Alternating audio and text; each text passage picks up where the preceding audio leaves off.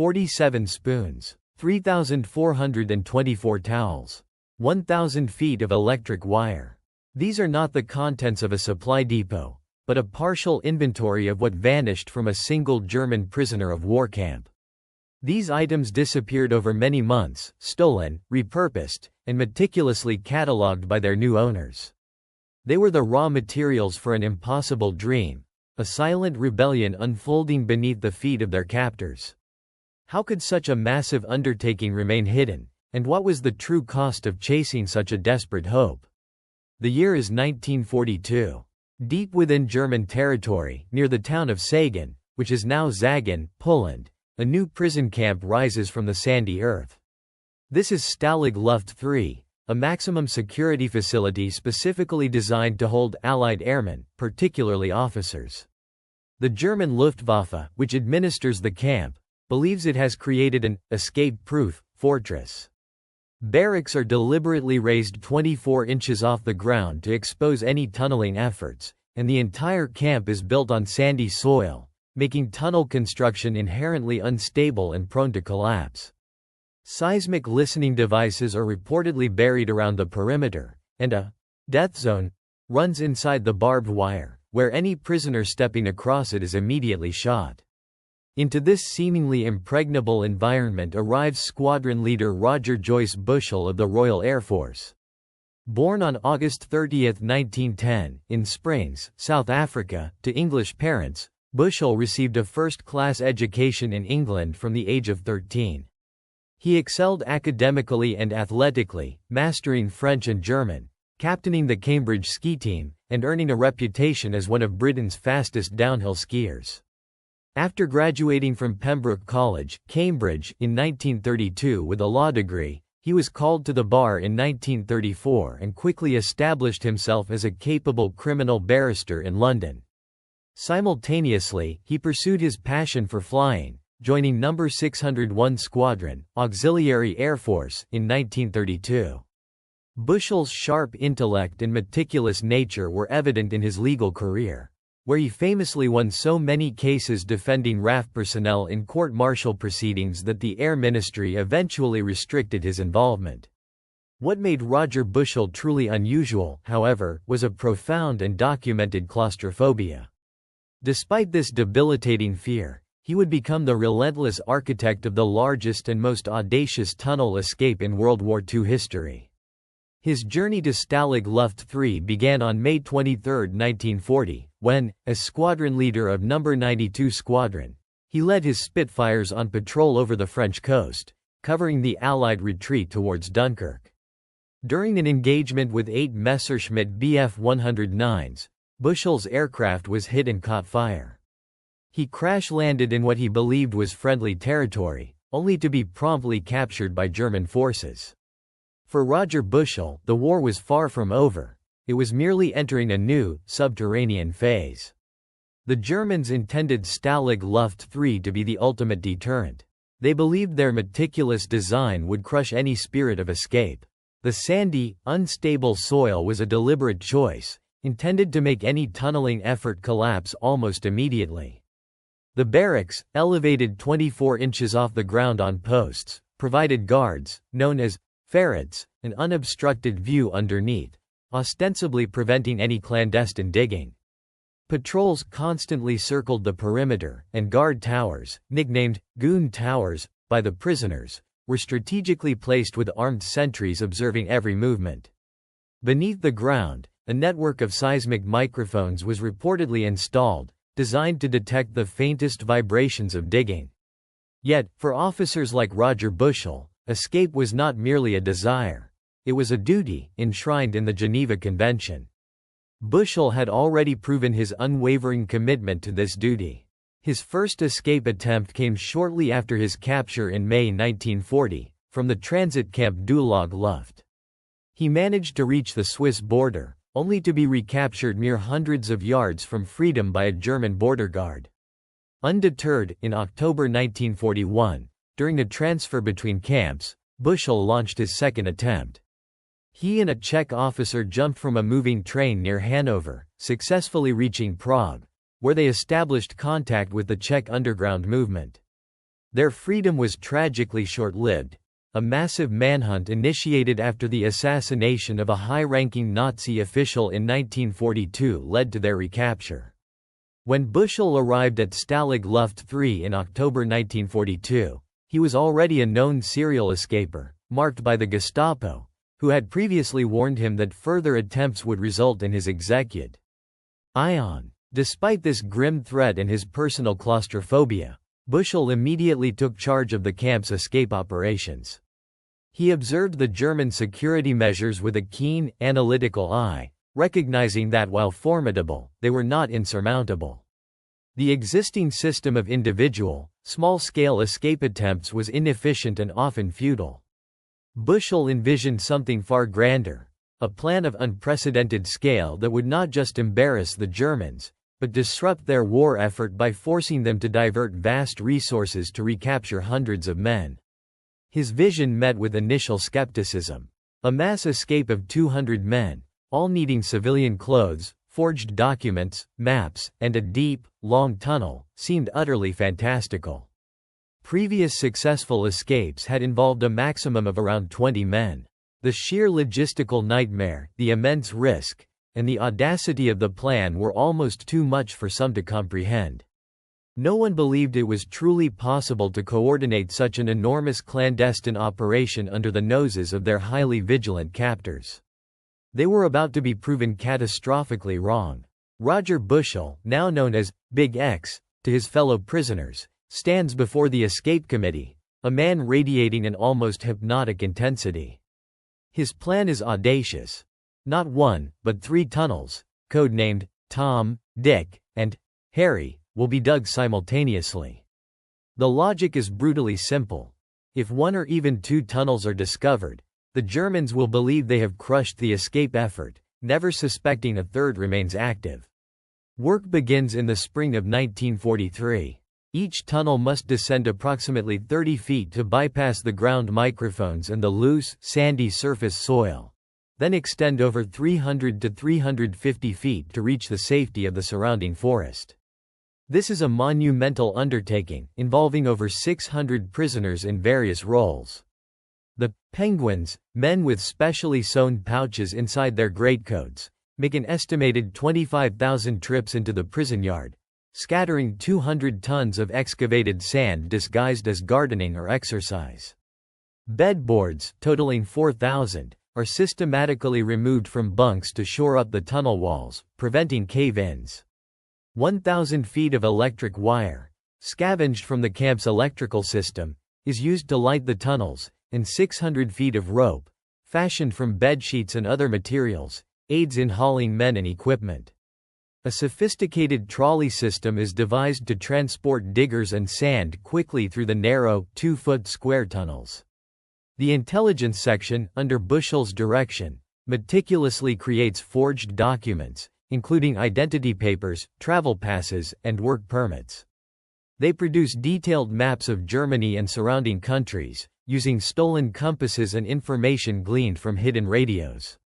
Tailors, using 1,700 blankets and 161 pillowcases, craft civilian clothes for the escapers.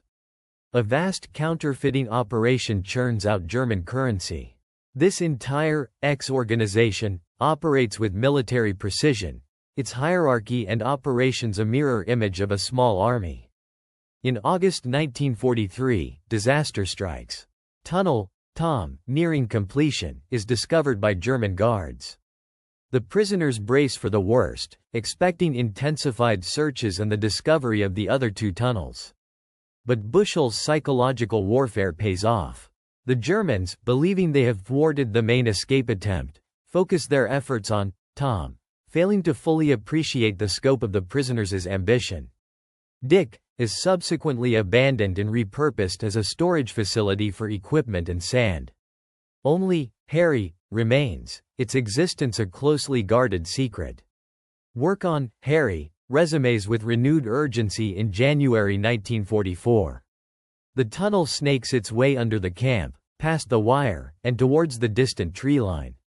Day after day, week after week, the digging continues, a silent, desperate crawl towards freedom. The air in the tunnel is stale and cold, the work physically brutal, but the men are driven by Bushell's unyielding will and the shared dream of escape. By March 1944, Harry is ready. The tunnel stretches over 330 feet, a narrow conduit of hope. Bushell plans for 200 men to escape, a number designed to overwhelm German recapture efforts and create a significant propaganda coup for the Allies. Each man is assigned a number, determining their order of exit, and given a carefully prepared escape kit. The night of March 24, 1944, a moonless night, is chosen. As darkness falls on March 24, the chosen 200 men gather in Hut 104, their hearts pounding with a mixture of fear and exhilaration. The entrance to Harry is beneath a stove in room 12, cleverly disguised. At 10:30 p.m., the first man descends into the darkness. The plan calls for a man to emerge every 30 seconds, but immediately, problems arise. The exit shaft is found to be short of the tree line by several yards, exposing the escapers to the open field and the moonlight, which is unexpectedly bright for a moonless night. This necessitates a longer, more dangerous crawl across the snow-covered ground to reach the safety of the woods. The frozen trapdoor at the tunnel's exit proves difficult to open. Precious minutes are lost. Then, a partial collapse within the tunnel must be shored up, further slowing the flow of men. At 2 a.m., the electric lights in the tunnel, powered by a precarious connection to the camp's mains, flicker and die. The escapers are plunged into total darkness, forcing them to rely on mud fat lamps, which burn slowly and produce thick, acrid smoke. Each man who enters the tunnel understands the immense stakes. They are not merely escaping, they are participating in an act of defiance, a direct challenge to the German war machine. If you had been one of those men, knowing the risks, knowing that every minute in that tunnel could mean capture or death, would you have still taken your turn? Tell me in the comments. Despite the setbacks, the line of men shuffles forward. Roger Bushell, fourth in the order, emerges from the tunnel, breathing the cold night air. He and his escape partner, Bernard Schiedhauer, a French Air Force second lieutenant, swiftly make their way towards Sagan railway station. Their plan is to catch a train, traveling west towards Alsace, a region near the French border. Back inside Stalag Luft 3, the German guards, or goons, as the prisoners call them, maintain their patrols. The camp commandant, Oberst Friedrich Wilhelm von Lindener-Wildau, a decorated World War I veteran, believes his camp is indeed escape-proof. The ferrets, specialized guards tasked with detecting escape attempts, are vigilant, but they have been successfully distracted by the elaborate cover stories and feigned activities of the X organization. They believe they foiled the main threat with the discovery of Tom months earlier. The sheer scale of the Allied prisoners' dedication to escape is something many Germans struggle to comprehend. They see the prisoners as nuisances, yet also, in the case of airmen, with a degree of professional respect. On the night of March 24, 1944, the German guards are largely unaware of the silent exodus beneath their feet. Their patrols continue, routine and monotonous. The cold, the darkness, and the perceived security of Stalag Luft 3 lull them into a false sense of control. They are confident in their systems, in the elevated barracks, the sandy soil, and the wire. The idea that hundreds of men could be actively tunneling, creating civilian clothes, forging documents, and planning a mass breakout, all while under constant surveillance, seems implausible. Their focus is on preventing individual, opportunistic escapes, not a coordinated, industrial-scale operation. They are wrong. The escape continues, agonizingly slow. By 4:55 a.m. on March 25, 1944, 76 men have successfully made it out of Harry. But then, a German guard, Unteroffizier Charlie Pills, patrolling beyond the camp's outer fence, deviates from his usual route. He almost falls into the tunnel's exit shaft. The 77th man, just emerging, is spotted. The alarm is raised instantly. Suddenly, the camp erupts. Searchlights sweep across the snow-covered ground. Sirens wail. German soldiers, armed and frantic, pour out of the guard huts. The escape is over. 4 men, still in the immediate vicinity of the tunnel exit, are captured almost immediately. The 7 men still inside the tunnel are forced to turn back, their hopes of freedom crushed in an instant. The German response is swift and overwhelming. Roadblocks are established, railway stations are put on high alert, and patrols fan out across the surrounding countryside. The entire region is locked down. Bushell and Schiedhauer, who had managed to board a train, are now part of a massive manhunt. For 2 days, they travel, attempting to reach their destination. But the dragnet is too wide, the scrutiny too intense. On March 26, 1944, nearly 500 miles from Stalag Luft 3, they are apprehended at Saarbrücken railway station, waiting for a connection to Alsace. Their brief taste of freedom is brutally extinguished. Over the next few days, 73 of the 76 escapers are recaptured. They are scattered across Germany and Poland, held in various Gestapo and Kripo jails, subjected to harsh interrogations. News of the mass escape reaches the highest levels of the Third Reich. Adolf Hitler himself is reportedly enraged, seeing the escape as a profound personal humiliation and a direct challenge to German authority. He initially orders the execution of all 76 recaptured officers. However, senior Nazi officials, including Reichsmarschall Hermann Göring, intervene. They express concern about potential Allied reprisals against German prisoners of war. Hitler eventually relents, but his thirst for vengeance remains. He insists that more than half of the recaptured prisoners must be executed. Heinrich Himmler, head of the Gestapo, is given the task of implementing this order. Himmler sets the final number at 50. The executions begin on March 29, 1944. Roger Bushell and Bernhard Schiedhauer are among the first victims. They are taken by Gestapo officers and, while traveling by car on the Autobahn outside Ramstein, Germany, they are murdered on the side of the road. The official German report claims they were shot while attempting to escape, a fabrication designed to mask the war crime. There is no evidence to support this claim. Roger Bushell is 33 years old. The systematic murders continue over the following weeks. The 50 selected officers, representing 13 different nationalities, are killed individually or in small groups, often far from the camp. Their bodies are then cremated, and the urns containing their ashes are later returned to Stalag Luft 3, a chilling message meant to deter any further escape attempts. The remaining 23 recaptured escapers are re-incarcerated, some sent to other high-security prisons like Colditz Castle. The news of the executions slowly filters back to the remaining prisoners at Stalag Luft 3. Initially, there is disbelief, then profound shock and anger. The Germans' actions are a clear violation of the Geneva Convention, which protects the rights of prisoners of war.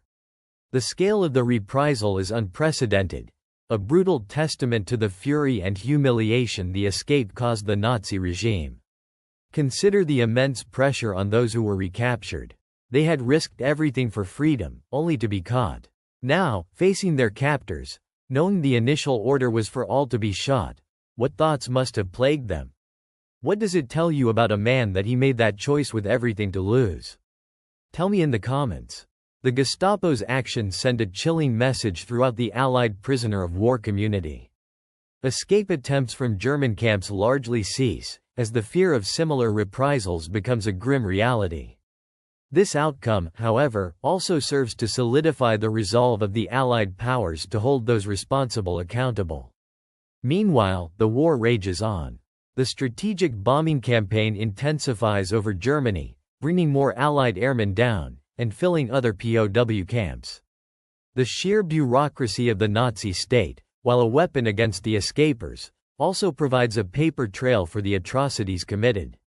The German authorities, in their detailed inventory of the camp after the escape, record the precise amount of material missing: 4,000 bedboards, 1,699 blankets, 161 pillowcases, 34 chairs, 478 spoons, 30 shovels, 1,000 feet of electric wire, 600 feet of rope, 192 bed covers, and 3,424 towels.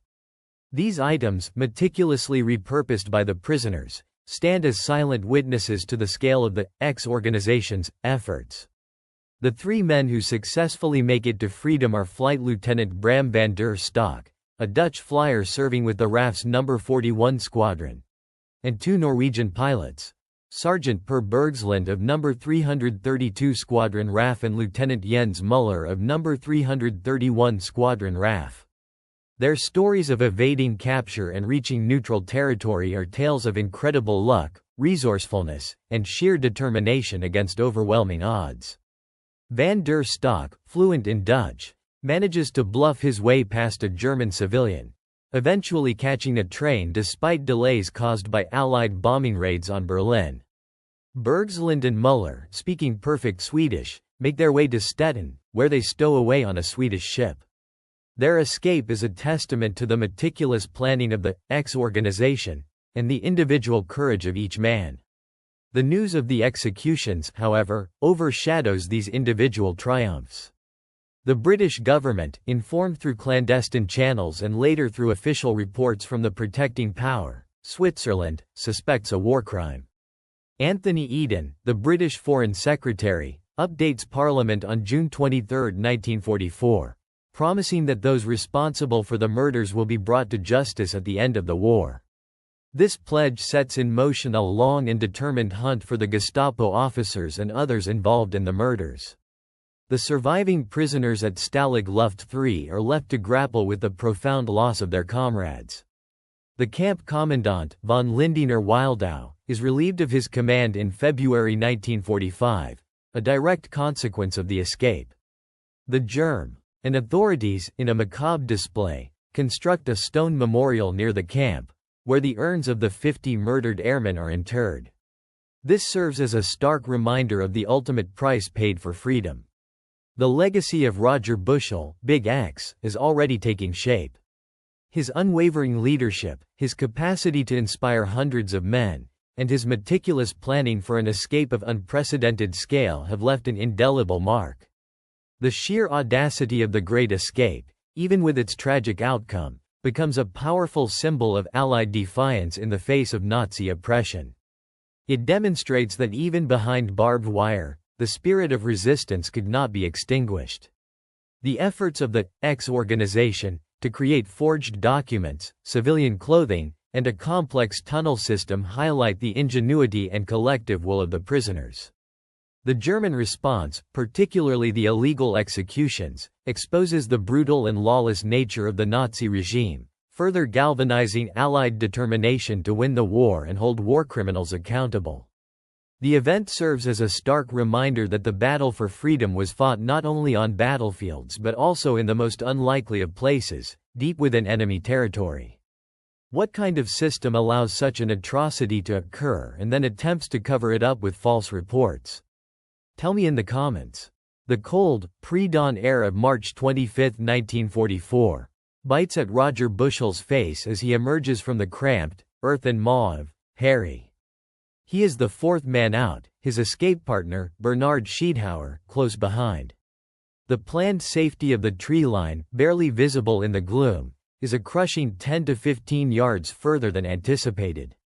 Every second spent crawling across the open, snow-dusted ground is an eternity, a stark exposure to the guard towers that loom in the distance. They move quickly, silently, their forged documents and meager supplies clutched tightly. The railway station in Sagan is a hub of activity, even in the early hours. Bushell and Schiedhauer, dressed in their meticulously tailored civilian clothes, blend into the sparse crowd. Their German, practiced and fluent, is their shield. They purchase tickets for a train heading west, towards Saarbrücken, a city close to the French border, and board. The rhythmic clatter of the train on the tracks is a symphony of hope, each beat carrying them further from the barbed wire and closer to the frontier. For hours, the train carries them through the German countryside. The landscape outside the window is a blur of forests and fields, a world they have only dreamed of seeing for years. They maintain their composure, exchanging quiet words in German, their nerves taut but their expressions carefully neutral. The vastness of the Reich, however, is not easily traversed. The escape has triggered an unprecedented manhunt, a dragnet cast across hundreds of miles. The train pulls into Saarbrücken station on March 26. Bushell and Schiedhauer disembark, their destination, Alsace, now tantalizingly close. They need to find a connecting train, a final leg to freedom. As they navigate the bustling station, a shadow falls. Two figures, plainclothes Gestapo agents, approach them. There is no dramatic chase, no struggle. Just a quiet, chilling interception. A few sharp questions, an examination of their forged papers, and the jig is up. The agent's eyes, cold and unwavering, betray no doubt. Roger Bushell and Bernard Schiedhauer are under arrest. The journey back is swift and brutal. They are taken, not to Stalag Luft 3, but to a civilian jail, then for political interrogation, by the Gestapo. The pretense of military justice, of the Geneva Convention, evaporates in the face of the secret police. On March 29, just 3 days after their recapture, Bushell and Schiedhauer are driven along the Autobahn outside Ramstein.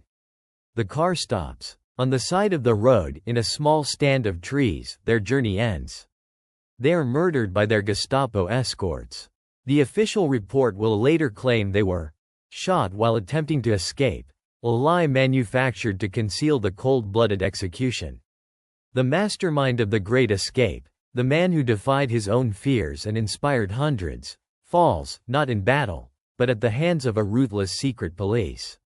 His dream of freedom, and the freedom of 49 others, is extinguished in a final, brutal act of vengeance.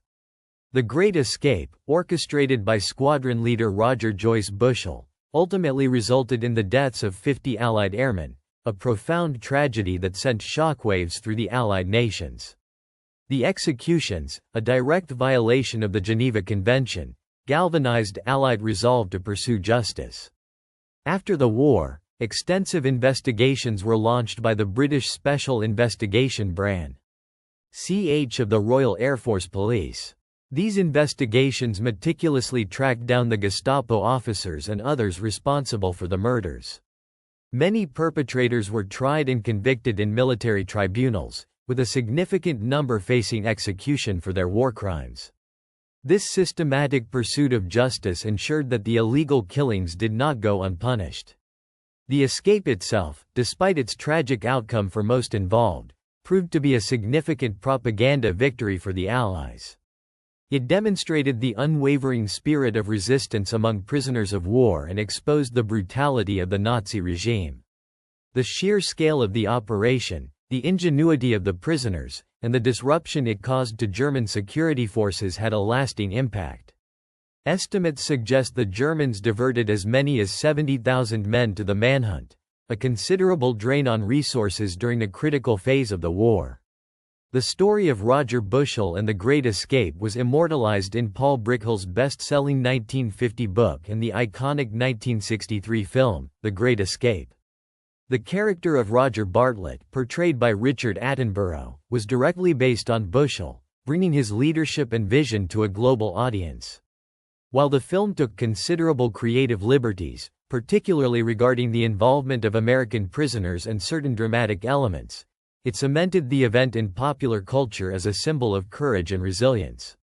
Today, Roger Bushell is commemorated in various ways. His name is inscribed on the War Memorial in Hermanus, South Africa, a place where his grandparents lived and he spent holidays as a boy. He is also buried at Poznan Old Garrison Cemetery in Poland, alongside many of his fellow escapers. A black ski run in St. Moritz, Switzerland, bears his name, a tribute to his pre-war athletic prowess and his efforts to organize Anglo-Swiss ski meetings. One unexpected fact of Roger Bushell's legacy is that despite his significant contributions as a barrister, pilot, and escape organizer, his profound claustrophobia was a well-documented personal struggle. This personal battle against an innate fear, combined with his relentless pursuit of escape through confined tunnels, highlights an extraordinary level of determination and courage that went far beyond mere duty. It speaks to a man who, in the face of his deepest anxieties, chose to lead, to fight, and to inspire, making his story not just one of wartime heroism, but of profound personal triumph over fear itself. If this story moved you, if you think these men deserve to be remembered, leave one word in the comments: unbroken. Subscribe for a new forgotten story every week.